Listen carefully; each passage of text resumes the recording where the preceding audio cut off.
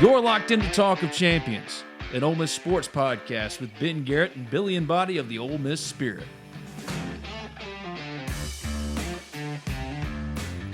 Hello again, friends, and welcome inside, at least for me, the RiverLand Roofing Studios. This is Talk of Champions, powered as always by our friends at RiverLand Roofing, 662-644-4297, riverlandroofing.com. Billy and Body is in Paris this week.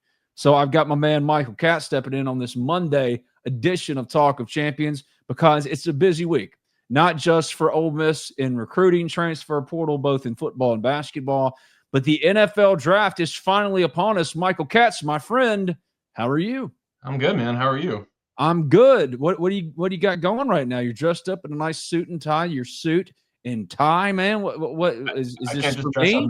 I was gonna say I can't just dress up nice for you. I appreciate it. I'm flattered. Yeah. I'm flattered that you would think of me.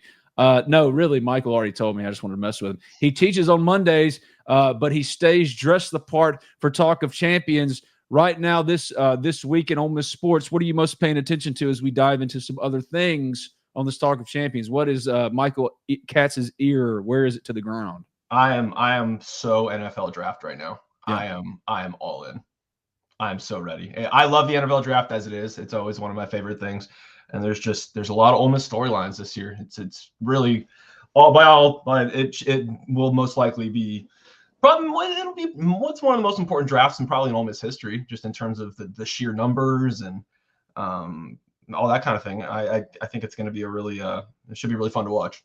It should be. Ole Miss has the potential this weekend, because the draft starts on Thursday and runs through Saturday, the 24th of April through the 26th, has the potential to be potentially historic for Ole Miss football. In 1 year, the most picks Ole Miss has had, if I'm looking through my notes correctly, the most in a single year was 9, which came twice before drafts were limited to 7 rounds. And Ole Miss, theoretically, probably not, but theoretically could have as many as 11 double-digit draftees this weekend. So, it is a big, potentially historic time for Ole Miss in the draft. Who do you think is the most likeliest bet now that we're getting close? Because Jaxson Dart's been a riser.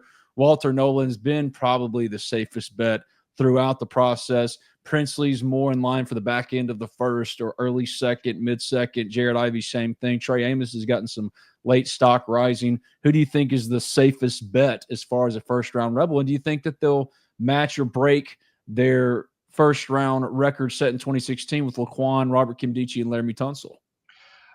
I have talked myself into Jaxson being the highest pick. I think he's going to be the first Ole Miss player gone. I really think there's a good chance he goes in the top 10. There's so much good talk around him right now. And I think Walter, like you said, it's always sort of been like the safest, but mock drafts are kind of all over the place with him. He can be top 10, he can be the 30th pick. Like, the opinions on him vary for reasons I don't understand, because if you've watched him play, he's a game wrecker and he is a perfect modern NFL tackle. I will never understand that one. I think Trey Amos has a real good shot too. I would say those three are probably the for sure, not for sure, but I feel pretty good about those three. Yeah, I think Trey Amos, second to Jaxson Dart, has had the best of all Ole Miss Rebels pre-draft process as far as the tape, blending with the testing, both at the Combine and Pro Day. Every account, I was there at Ole Miss Pro Day in March, and I watched his workout. I didn't know what really I was watching compared to other NFL scouts. It looked like the same thing I'd been watching at every practice. Yep. But all accounts from talking to people around there and then seeing the coverage come out of it is Trey Amos had a great showing at Ole Miss Pro Day, following up the Combine performance, and also last year putting on tape. Yeah, I think Trey Amos is pretty safely in no later than the back end of the first. Walter is probably still the safest bet just because he's been in those projections quite literally since January, but you're starting to see him trending away where, for example, the Philadelphia Eagles brought him in for a top 30 visit. We never would have thought that the Super Bowl champion, and I hate to say it, it makes me sick in my stomach to still say it because I'm a Cowboys fan, but the Super Bowl champion Philadelphia Eagles there would have been no way a couple of months ago either of us, I think, would have predicted that Walter might be available to them at 32. Maybe he is, but this draft seems like it has a wide range of outcomes for a number of reasons, not the least of which you can get pretty much similar value in the second that you can get midway through the first. I mean, it's not particularly top heavy. It's just a very blended draft. So Walter Nolen only needs one team, and I still would be surprised if he lasted to 32, just like I was watching or reading something today, and one of the esteemed, analysts, I think it was Daniel Jeremiah, Adam Shepard, whoever it might be, mentioned that, I don't think Walter Nolen's lasting that long. But I don't get it either. I don't understand it. Did they watch the tape, Katz? I mean, this guy went from 69 grade, nice, in Texas A&M is his first year, to a sophomore year in the 70s, to third nationally in the 80s, high 80s for Ole Miss, performing. I don't get this, and you kind of touched on it too. But like, what do you make of that? I don't know. I'm definitely a big let the tape speak for itself type, but it's not like he tested badly or anything either. Like, I know he didn't do some of the runs, which turns people off because scouts are like, oh, well, what's he hiding? Like, that's, if you watch Walter Nolen, he's not hiding anything. He's plenty fast. But when he was doing some of the drills at the combine, at pro day, he's an athlete. I don't get it. But I've always said the Philadelphia Eagles needed more defensive linemen. Wouldn't that be nice? Yeah, because Georgia hasn't given them everybody from that defense for the last 3 years. And the fact that the NFL continues to allow the best players in drafts to fall to the Eagles is just insane. It makes no sense to me whatsoever. Jaxson Dart in the top 10 does seem to be a trending thing. I think toward the end of the week, there was some reporting coming out. He told us at Pro Day that he was going to be attending the draft. Now he is not going to be attending the draft. And of course, the reaction from that is immediately, well, is he falling? Is he getting something that's telling him don't be there because you might be in for a longer wait? I don't think that's necessarily the case. Now, Jaxson is probably not going to talk about it publicly, why he decided. Maybe he will. He's not going to talk to us at this point about that specifically. But what do you make of that? Because we're hearing a lot of Saints noise, and they hold the number 9 overall pick. They met with him one-on-one. Did Kellen Moore, the first-year head coach for the Saints and the organization, at Ole Miss Pro Day. That has been a consistent team. I read today Brian Daboll has a first-round grade on him. The Steelers have a first-round grade on him. At worst, you're talking about 21 to the Steelers, right, as potentially his floor. Yep. So I don't think we read anything at all into him not going outside of he just made a decision for himself and how he wants to spend his time. Because, again, everything I can tell from both talking to people officially and unofficially is that, he's ticketed for the first round. A lot of it has to do with a quarterback class that pick your guy. I mean, there isn't a consensus. I mean, people will say Cam Ward, but honestly, I think the Titans just decided that Cam Ward was the best of the three. But, it was the right time for him to come out, and he's had a great process. And I don't think he falls further than the Steelers at 21. Yeah, it really sounds like it's dealer's choice for Shedeur and Jaxson Dart. I don't think that gap is as big as people think from what it sounds like, but those two are very, very close in a lot of teams' eyes. And like you say, Cam Ward has clearly become the guy, and it's a foregone conclusion that he's going to be the first pick. But I really do think, and for some reason, Tyler Shuck is now coming up in conversations as a first rounder. That just tells you about the draft class itself, in my opinion. That's a bizarre one, but teams fall for certain guys and attributes and things, and I really think when it comes down to Shedeur and Jaxson, it's just going to be which one fits your team better. And I know that's the Saints thing. That sounds like a very real possibility at 9. But going back to him not going to the draft, listen, there is a gentleman there who I don't think is going to be taken the first day. He was the quarterback at Alabama. I would be very surprised if he's taken on the first day.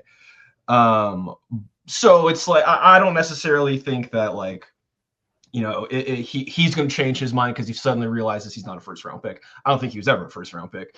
So I think with Jaxson, it's probably just, man, maybe you actually just want to be with his friends and family and just enjoy this process. I imagine it's probably been the last 4 months have probably just been absolutely insane.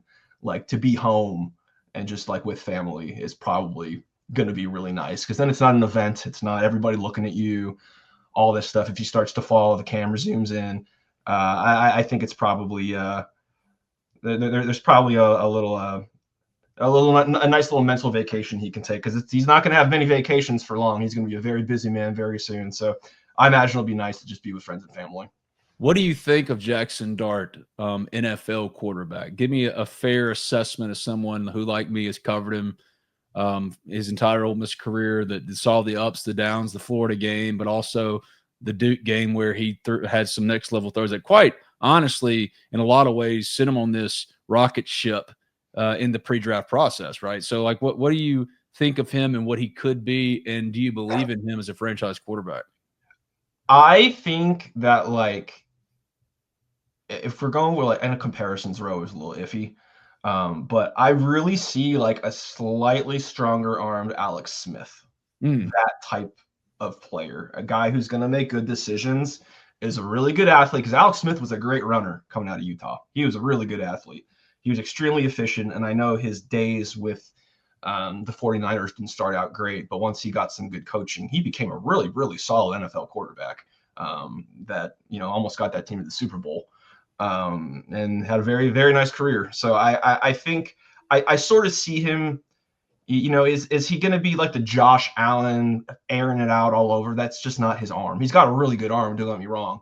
But I see more of the like an Alex Smith type player, and that's not a bad thing by any stretch. You can do a lot worse than Alex Smith as your franchise quarterback. But I do see a better arm than Alex Smith had. Alex Smith had it was a fine arm, but Jackson's over these the last year or two, I've gained a lot of respect for his arm talent. He can do some pretty amazing things. Probably the most obvious one, that throw against Duke, the Zach Wilson throw, rolling to your left and throwing it 50 right into Jordan Watkins' hands, but during a live game. I think he can be a really, really, I think in the right situation. And again, the Saints, like, I think that Kellen Moore system fits him really, really well. I think he can be a really, really, really good NFL quarterback. Is there one Ole Miss Rebel that you feel most confident about their traits and what they are as a player, translating quickest and most seamlessly? Because for me, I think that's Trey Amos. I think he's going to step in wherever he goes and be good and be in the league for 10 years. I think he's just got that kind of floor. His floor is so high that he's not a can't miss, because none of them are can't miss. But of all the Ole Miss guys, I feel the most confident about him at the next level. I would say him or Walter, just because I think, like, you can plug in a defensive lineman who wreaks havoc, and he might not understand it all right away, because I know the defenses are really complicated in the NFL, and there's always a learning curve for rookies. But I think he's a guy you're going to be able to plug in, and he's going to be able to do something. I also think of one who is going to, like, kind of low key hang around the NFL for a really long time, is Jared Ivey, just because they don't build guys that with those dimensions very often. He's a big, strong guy. He's really smart. I mean, we've spoken with him numerous times. He's going to understand the playbook, and I just think he's just one of those rock solid guys. Is he ever going to be like a 15 sack guy? Maybe not. But I feel like he's just going to hang around the league for a really long time as a really good player, just because of he's just really solid in all facets of what you want from a modern end type player. It's like you just said this, so I could bring up that the Ivy League was powered by RiverLand Roofing, which powers Talk of Champions. And we missed the Ivy League. We root for our man, Jared Ivey. The versatility, I think, is huge for him. RiverLand Roofing started the Ivy League. Give them your business. RiverlandRoofing.com, 662-644-4297. Give me a Rebel before we jump to some spring football stuff. Give me a Rebel in the NFL draft that's not going to get drafted in the top 1, 2 rounds, 3 rounds, whatever, but like Laquan Treadwell was a first rounder. This isn't really a good comparison, but he's stuck in the league. He's the last of 4 first-round wide receivers from 2016 still left in the league. The only one left in the league. He hasn't done much, but a guy that is good enough to stick on a roster, get a run, that kind of player, to where, yeah, you might not be the superstar, but you're about to have a tenured, accomplished career that many would covet, right? Who's that guy for you? I think Trey Washington's a candidate for that a little bit. Reminds me of AJ Finley in that way. Dean Leonard is a similar guy, drafted in the 7th round, still on a roster with the LA Chargers. There's always guys like that, and it's easy to pick like, oh, of course, we think that Trey Amos and Jared Ivey and Walter Nolen are going to be good. Even J.J. Pegues, who's probably a 2nd, 3rd rounder. Same with Trey Harris as a 2nd rounder. I think Trey's going to be a great pro. But if you're asking me to pick, as Ole Miss tries to set the record with double-digit selections for the first time ever, one I think that could sneak in that tested incredibly well at Ole Miss Pro Day for me was Trey Washington. Ran a crazy 40, looks like $1 million, 4-year starter at Ole Miss and produced. He seems like an obvious pick. Yeah, I would have said him, and I the other one that is kind of sticking out for me is Caden Prescorn. I just feel like if he gets his shot, he's really good. He's always been really good, and I know a lot of people on message boards will say he wasn't used enough. I know that was always a conversation, but that's just sort of it was always someone's not going to get the ball, right? But I just think his traits, a tight end who can split out wide, he can be a slot player, also one who can block. I just think like those types of tight ends aren't super common these days. You can usually it's like you have guys who can do one thing or the other. Like Tyler Warren, he's a great player, but I think of him as more of a receiver. I saw what he did to USC. He had 200 yards on 17 catches against my Trojans. I've never seen a tight end do that before. But I feel like a guy like Prescorn is just. Is he ever going to be a tight end one? I don't know, but I feel like he's going to be able to stick around because he's just good at all of the little things. And I think you can probably put him on special teams too. And also he's a mature guy. His story is well chronicled in terms of all the things that he's been through in his college career. He's a guy I think could stick around for a while. And, I know he wasn't invited to the combine. I was a little bit surprised by that. But I think he's a guy who has a chance. Protecting homes and businesses from the whims of nature, you need more than just quality materials. You require RiverLand Roofing.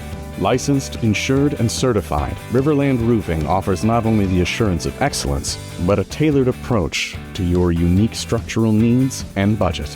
To learn more about what RiverLand Roofing can do for you and the community, call them at 662-644-4297 or visit riverlandroofing.com. Talk of Champions is presented by our friends at StatusJet. That's right. StatusJet.com is where you head to get the lowdown on all your options, whether it be big jets, small jets, helicopters. They can help you plan whatever you need to do on your trip, whether it be a work trip, family trip. They can do all that for you. And when you mention the Ole Miss Spirit, you get a discount on a round trip flight. So see if this is the right move for you for your summer vacations. That time is quickly approaching. So make sure you head to statusjet.com today, reach out to them, and they'll hook you up with the trip of a lifetime. So appreciate StatusJet for supporting the Ole Miss Spirit and those of you who got the travel bug as well. This is Cali. With C Spire's blazing fast nationwide 5G network, she's got her fans in the palm of her hands. Live streaming her Mississippi Blues from her phone wherever she is. To out there wherever they are. Right now, get the latest 5G phone on us. Only at C Spire, customer inspired. Talk of Champions is presented by our friends at College Corner. Of course, College Corner is the spot for all Ole Miss fans to find the best of the best when it comes to the Ole Miss swag. They've got locations in Flowood, Ridgeland, and the Oxford Commons. So make sure you head over there, check out their store. And if you do shop online, make sure you click the link in our episode description so that we get a little credit for helping you out by getting you the right swag, whether it be baseball series, whether it be summer family events, or just getting ready for the fall. They've got the full lineup of all the Ole Miss gear that you want to see, and it all comes to you from our friends at College Corner. So check them out today. And again, hit that link in our bio and support them and check out the best gear that any Rebel fan would like to have at College Corner. My favorite draft guy is Dane Brugler at The Athletic. I've known him for a while. He comes out with the beast every year, which is just the best draft guide if you're one of those draft nuts like me. And he was ranking, going position by position on offense, ranking or the players that he like his favorite non-combine invitee players for the draft that he thinks could be good in the NFL. And of course, his tight end was Caden Prieskorn. And he fits a lot of, if you look around, Dalton Schultz was a late round pick for the Cowboys. And Dalton Schultz is a lot like Caden's bigger, but not going to outrun folks so much as use his body and great inline blocking, but make a real career of it. There's a number of guys like that. If you look across the NFL, of course, I'm limited to Cowboys because that's who I watch all the time. But like Schoonmaker for the backup tight end for for the Cowboys reminds me a lot of this. There's an archetype for constantly rostered tight ends. Not necessarily guys that are going to be the starter. They can be. Dalton Schultz has done it, and he's done it in a very capable way. But like Kenny Yeboah was undrafted out of Ole Miss, stuck with the Jets. Now with the Lions, I think Caden Prieskorn's a great pick for that. And if there's one guy I think is being undervalued in this draft class for Ole Miss, it's Trey Harris, only because, I mean, if you'd have told me before the year, pick your favorite NFL Rebels coming up through this team, it'd be number 1, Walter Nolen, number 2, Princely, or so. Trey Harris would have been in your top 5, if not your top 3.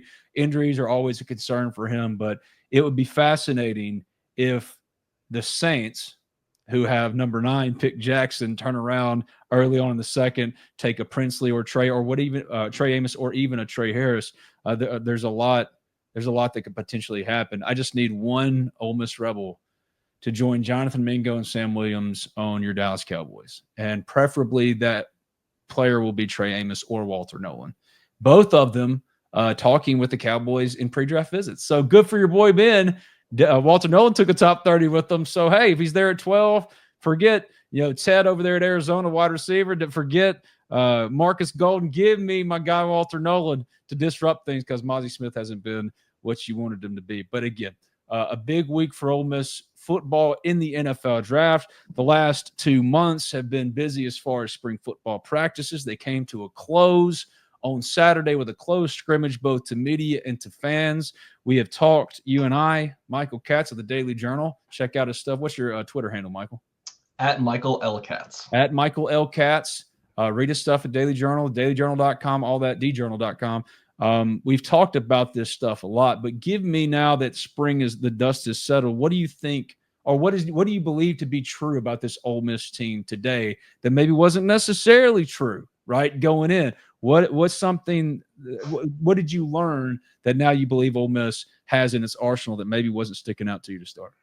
I think that when the spring started, my first question was going to be, how do you replace all those defensive linemen and all the things that those guys did? And I think in just hearing how coaches have been Lane has been talking about them and talking to them, I think that room is still really good. I know it's young, and no, it's you're not going to expect them to all be like Walter Nolen and Princely and guys like that right now. But I think that room is in a really good spot. Like the drop off, I don't think is going to be as drastic as people think, because I think that room is really, really talented.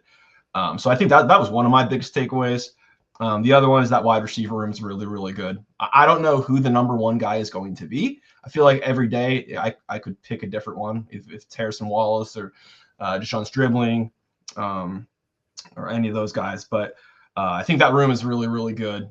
And I think I'm a believer in Austin Simmons. He looks the way he throws a football is just different.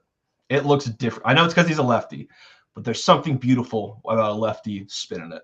It's perfect. The way he throws. Wallace, yes, he's got a cannon. I agree with those who think that this could be the best quarterback that Lane Kiffin has had at Ole Miss to this point. Now that's a tall order. You got to play better than Matt Corral. You got to play better than Jaxson Dart, but he had a really good spring. But Harrison Wallace, the transfer wide receiver of Penn State, he jumped off every time we got to see him, which wasn't a lot, but more than everybody else. And every time we were out there for that limited amount of time, I'm telling you, the kid just jumps off the field at you. And I think where Ole Miss, Juice Wells was up and down as Ole Miss's quote, number 2. Caden Lee emerged as that. I think Caden Lee is going to be a stud in the slot, but I think Harrison Wallace can open up a side of the field to Ole Miss at the Y that it just didn't have enough of last year, and maybe make that offense not as stagnant.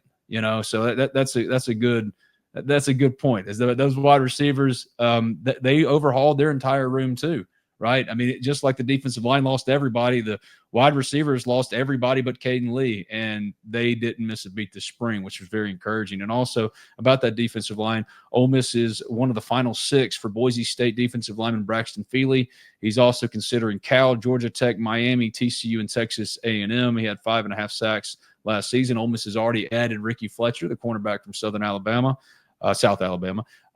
Also, the quarterback Trinidad Chambliss from D2 Ferris State, Clemson cornerback Tavoy Fagan, and running back Damian Taylor, who could be their starter at running back, which I wanted to get to now. Since Ole Miss added him, 1,000-yard rusher for Troy last year was Damian Taylor. Ole Miss, that was the point of the position of contention last year. Wasn't just my fault either, Katz, but it was the position of contention last year, and they had already done a lot. I mean, Logan Diggs is healthy, the LSU transfer. Kejuan Lacey, they absolutely loved him coming out of high school, brought him over from Missouri. Shakai Mills-Knight arrives in the fall, but did Ole Miss just sign its starter?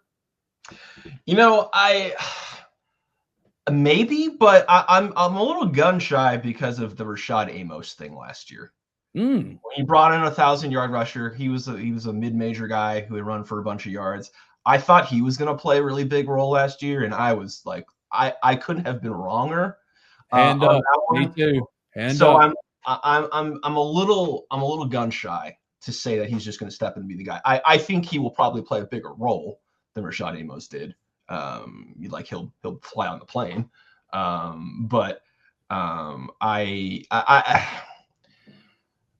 I think there's a chance. I think Lacey's going to have a lot of opportunities to get that job because, again, they wanted him out of high school. He's a talented kid. Doesn't have a lot of mileage on him because he didn't get a ton of carries last year. But I think there's a chance. I don't know if they have got their quote unquote starter, but I think they got a guy who's going to be productive for them. I don't think it's going to be a situation like last year where, Amos. I didn't see him in half the games at all. Micah Davis got the start at Florida. Yeah, they needed a running back and not Rashad Amos. So yeah. So again, I'm not quick to pull the trigger on transfer running backs from mid majors right now. But the kid's good. I mean, he's going to have a chance. He's a better player. Rashad Amos also had an injury history that I think we didn't discount enough. But also, I want to say that Quinshon Judkins leaves. Ole Miss did the whole Nico thing, except with Quinshon, and it wasn't all publicly messy like Tennessee and Nico's was. But Quinshon leaves, and it was just a case of, well, we have Ulysses. He's the highest graded returning running back in the SEC. Henry Parrish is coming over, old friend. Well, we got those two, and that's a great place to start. Not to mention, if you hit on any of these other guys that you've added, unfortunately, none of the other guys that you added brought you anything. So I understand the trepidation by Katz, by any person out there wondering what Taylor will do for Ole Miss next year. But I will say, if nothing else, the room is better balanced. Yes. It's deeper, and it has more realistic options once you really dive into it. Because not only is Logan Diggs healthy, but he's done it before. He's probably not healthy. Yeah, he's really good. I mean, he's LSU's lead back. Year before last, he tore his ACL in their bowl game. Not to say that he's necessarily an every down back workhorse. That's not probably the case. But Shakai Mills-Knight could be. He depending on how quickly he can pick things up. Again, they love Kejuan Lacey, and if you made me and Katz pick out, I think he would say the same thing. Pick out offensive breakout players for Ole Miss in the spring. Kejuan Lacey's in contention for that. He was really good, and it didn't take him long to get more and more reps with the first team. The difference with Taylor is, one, he's doesn't have the health history, injury history as some of the other not so great options last year. Jordan Simmons is, by the way, already back in the portal from Akron. He spent a spring with Ole Miss. I watched him a couple times, and then he's, Jordan Simmons, we hardly knew you. What was your favorite memory? I think it was the time I saw him go through the drills where they hit him with the pads, and I got a great shot of him running toward my camera with that 23 wearing it like Jordan or Ronnie Brown. Remember him for Auburn? Maybe this would be Ole Miss's Ronnie Brown. Nope. He is out the door and replaced by who I think Ole Miss, did a good job of improving upon him in the depth with that player. So I agree. Not necessarily the starter, but wouldn't surprise you at all if he started too. He's got some real juice to him. Defensively, we talked about the secondary and the need there. Is there one or two dudes, however, not Sonny P, not TJ Daugherty? That's the second leading tackler and tied for the team lead in sacks last year with Princely with Suntaran. Give me not a William Eccles, too, because you do this every time I talk to you about defensive players. Give me a player, whether it be newcomer or a returning guy, that really you're now paying attention to because of the work they got done in the spring. I think because I've been looking at the secondary so much, I've just seen a lot of Sage Ryan. Just because, one, I've seen him play for like 15 years at LSU, and obviously now he's at Ole Miss. But he's a guy that I've had my eye on him a lot, and I think I know LSU fans feel a certain way about him. They weren't super upset that he left, from what it sounds like, and that's for whatever reason. That being said, I think he's going to be really, really solid for Ole Miss. Like, he's not going to be a liability, and I think that's really, really important. Like, he's not going to be the guy that screws up the coverage. He's not going to be a guy who gets lost and turned around and stuff like that. I think he's going to be a really important piece in that secondary. Is he going to be an All-American? I don't know. But just watching him, it's looked pretty seamless, and you would expect that from a guy who's played a lot of football. But I think he's got a chance to really stand out this year. That's a really good pick because, yes, we're not saying that he's all league. He's a superstar. He's any of that. For a group that is the biggest concern area that they're attacking the hardest in the spring, I was told that Pete Golding wants to add at least 4 defensive backs. They've already got 2 with Ricky Fletcher and Tavoy Fagan. Tavoy Fagan's more of a depth piece from sources I talked to. They said, yeah, he could start, but they need to fill out a 2 deep here at cornerback specifically. So he comes in, immediately steps in behind a Cedric Beavers or a TJ Banks as a number 2 corner. They didn't have that kind of depth. Chris Gray's being hurt was tough all spring for them. And here's the thing about the Chris Gray stuff. I knew we were going to get there at some point. This is a different world, okay? Chris Graves, I'll just put it this way, called someone that morning and said, I'm transferring to a Big Ten school. And then then he goes and eat lunch. I don't know where he went. Maybe he went to Ajax. Maybe he went to Boorer. I don't know where he went. Comes back from lunch, and I guess he had a change of heart and said, oh, no, that's fake news. I'm staying. How do you cover this? Because he was entering the portal. He was. And then he says, no, I wasn't. And people just want to – he's a good piece if he's healthy. If he's playing for Ole Miss, he's a great piece. He was injured all spring. That's why everyone was like, why is he in the portal? Because he entered. He said he was entering, then decided not to. It wasn't fake news. He's somebody that could help Ole Miss. He's got to get back on the field. But adding, like Sage Ryan, for a group across the board that just doesn't have a lot, competency, like consistent competency, Katz, is a big deal. And he's provided that for them. He has started in one spot since day one. Now, first it was corner. They said he's not a corner. They put him in safety. Washington State transfer playing Jalen Braxton was a freshman All-American at cornerback in 2023 for Arkansas. He's going to play safety at Ole Miss. And if he can get out of the training room, he was there all spring. He's paid to step in and start. That's what this free agency was for. They signed 3 starters, they hope, with those, but they're going to add some more. So, yeah, the secondary is a big thing. But one guy who I just think deserves some run because, when we were talking about replacing Chris Paul, we were saying Andrew Jones, transfer from Grambling. We were saying Jaden Yates, saying Taj Campbell, all transfers, all had good enough springs. But Tyler Banks, the returner, has just stepped into Chris Paul's spot and been, like I said, overwhelmingly competent. And for a group that's just trying to figure out what you got right now, overwhelming competency is a big feather in your cap. Absolutely. No, that's a good one too. I wasn't sure how much I was going to see of him just because, but he's, and obviously it's spring and, things can change. But from what we saw, he's a legitimate part of it. Like, he's a legit piece. Like, they are going to depend on him. And I don't think I thought that was going to be the case. And it used to be this way. It used to be a guy would wait around, wait his turn, play special teams, and then step in and have a breakout, go to the NFL. Who's to say that's not Tyler Banks? It would be a really fun old school. And when I say old school, I'm talking about like 10 years ago. It's like I'm throwing it back to the old days when kids would just come in, sign, develop, and play. He's a big piece. Another one for me, big piece, not on defense, but offense. Bryson Sanders. There's a lot of guys like that. When Katz and I did the Lynchpin Rebels here on Talk of Champions, you can go check it out on YouTube, wherever you get your podcast, Spotify, search Talk of Champions. We did a Lynchpin Rebels, and one of those for me was Bryson Sanders. I'm not so convinced because TJ Daugherty was another one that just couldn't stay healthy all spring. Love my guy TJ Daugherty. He's going to start doing, hopefully, fingers crossed, a podcast for us. We're not getting ahead of ourselves anymore. I'm supposed to do something with him this week. We'll see. He was out all spring. The second leading tackle for Ole Miss out all spring with his own injury. So again, when the guys that you were counting on to be, well, yeah, you only have 3 returning stars on defense, but there's Sonny P, TJ Daugherty. They were all banged up. They were all hurt. They never played. TJ Daugherty didn't play. And so you needed to see some guys like Tyler Banks and Sage Ryan step up, and they've done that. And I would now contend that Tyler Banks is making his way into Lynchpin Rebels. Not to say that Jaden Yates and Tosh Chambers and those guys, they're going to be good, but they could also open up Ole Miss defensively for pass rushing with Jaden Yates, who was killer at Marshall, and other stuff like that. You're the man, Michael Katz. Thank you, my friend. I appreciate it. We'll do it again. Appreciate you, bud.